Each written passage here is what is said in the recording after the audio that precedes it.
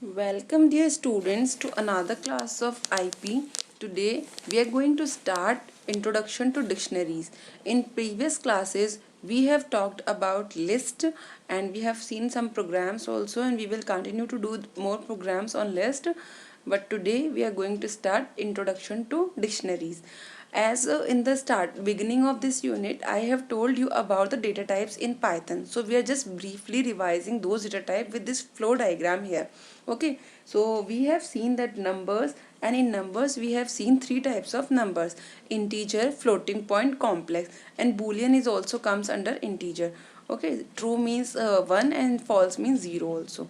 Sometime it happens. Okay, so you can say that categorization comes under numbers. Okay, and in sequences we have seen strings, list we have recently completed, and tuples also comes under the data type, that is sequences. Okay, sets we have not seen as such. None is special data type that we have also seen. And mapping, in mapping dictionaries comes under mappings. Okay, so data type dictionary, it falls under mapping. Okay, and it is a mapping between a set of keys. Okay, so you can say it belongs to sets also. Okay, so sets of keys and a set of values, that means the key value pair is called an item. You will find it more practical when we will create some dictionary, and then you will access it with key value pair. So the meaning of saying this thing is, it the in this you will find a set that is having a particular key, one element, and with all the keys there is a one value associated with that key, and that particular key value pair is known as item.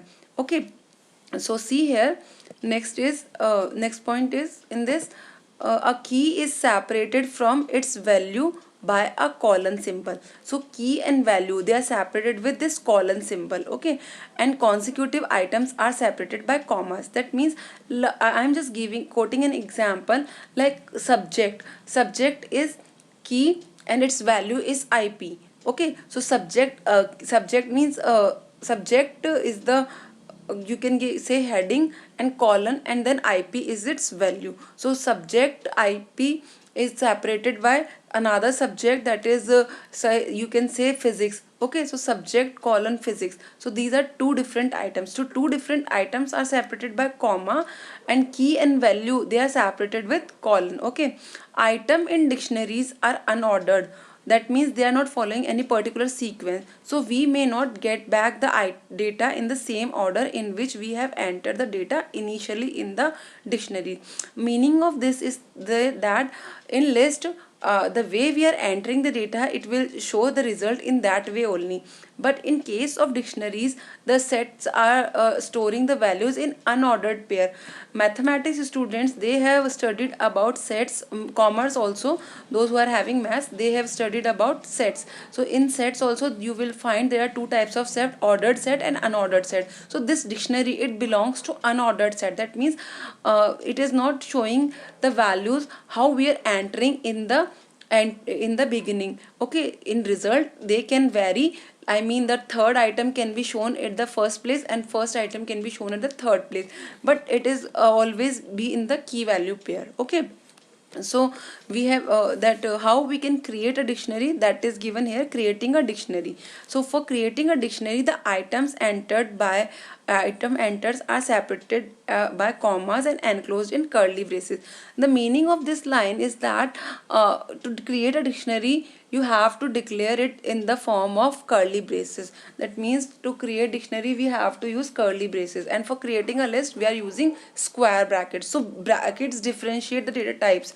Okay, so each item is a key value pair, and they are separate. Key values are separated by colon, and different items are separated by comma. Okay, so the keys in the dictionary must be unique.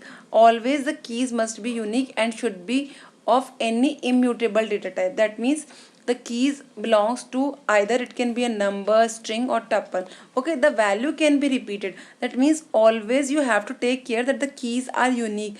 They are not repeating again and again. The same value is not repeated again and again in terms of key. Values can be repeated, or you can say duplicate values can be entered, but keys are always unique. Okay, this is the rule. Otherwise, if you are declaring that thing, you will get an error. So see here, examples are given how you can create a dictionary. So dict1, that is the name of the dictionary. You can give any name. So here it is empty dictionary. Okay, we have just created it with curly braces, and if you are writing dict1, it will show you an empty dictionary that is not having any elements.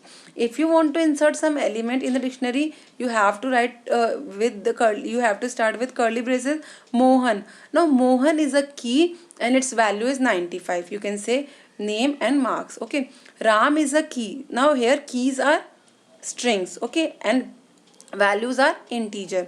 Okay, 95, 89. So see here, Mohan is a key and 95 is the value. So key and value, they are separated with colon, and two elements, different items like Mohan 95, it is separated with Ram 89 by comma. So items are separated by comma and key and value pair are separated with colon. Okay, so if you are after writing this, creating this dictionary item dict3 and inserting values, you can print it also like dict3, then you will get this as a result. So like this you can create a dictionary. Okay, here I am displaying this thing to you, so just see here. I think this is visible. So here I am writing DICT, not that, I am just writing D. D means dictionary, or you can write dict. Okay, this dict, or you can write any name. Okay, I am writing Ray, any name you can give. Okay, and in this I am giving some values. Okay, so here I am just writing Mohan colon 95, 93, any values you can give. Okay, Ram 83 comma Seema 48,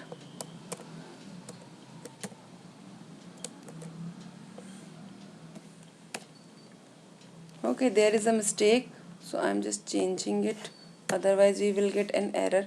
So three items I am inserting, and then I am just putting it, and I am writing Ray, any name you can give to it. Okay, so just see, this is the result. So like this you can also print a dictionary. Okay, next is see here, so this is the just the way we are creating and showing it. Okay, we can access items. Accessing items in dictionary means you using or displaying them. Okay, so with keys we can display the value, corresponding value. So we have already seen the items of a sequence, list, dictionaries and tuples, how to access them with the indexing. So the item of a dictionaries are accessed with key rather than index. Okay, so each key serve as an index and maps to a value. So see here, if you want to access particular value of Ram, so Ram you can write dictionary and then with a square bracket. For accessing we are using square brackets, not curly braces. Okay, so in square brackets in place of index you can write key, then you will find its corresponding value. So like this you can access. And if you are writing something that is not present in that particular specific list or dictionary, then you will find it a key error. So see, Sham is not a key, but we are accessing it, so it will give you a key error. So in the above example, Ram always maps to 89 value, Sangeeta always maps to 85 value, that we have already given. So the order of item does not matter. If the key is not present in the dictionary, we will get a key error. So like this you can access the item. Do it practically, and it is very easy to access. Okay, so if you are facing any problem, just ask me.